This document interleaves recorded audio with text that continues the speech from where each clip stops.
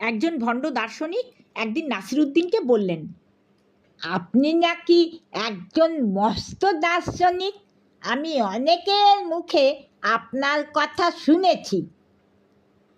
এ প্রশ্নের সরাসরি উত্তর না দিয়ে নাসিরুদ্দিন বললেন, আমার কথা বাদ দিয়ে আপনি বরং আপনার নিজস্ব গভীর উপলব্ধির কথা বলুন, শুনি। আমিও আপনার কথা অনেকের মুখেই শুনেছি।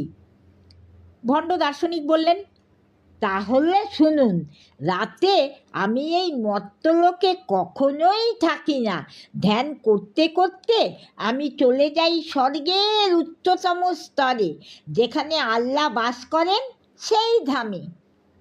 নাসিরুদ্দিন জিজ্ঞেস করলেন, সেখানে কি একটা নতুন ধরনের পাখার হাওয়া পান, যাতে আপনার দেহ মন জুড়িয়ে যায়?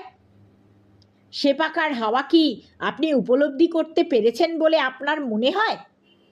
এমনিভাবে নাসিরুদ্দিন দার্শনিকের মতো জেরা করলেন।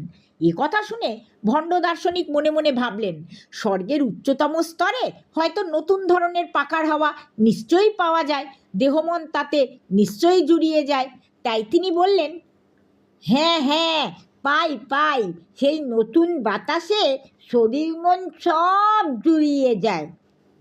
নাসিরুদ্দিন বললেন, আপনার ভালোভাবে জেনে রাখা উচিত যে ওই নতুন ধরনের পাখাটা আসলে আমার গাধার লেজ ছাড়া কিছু নয়।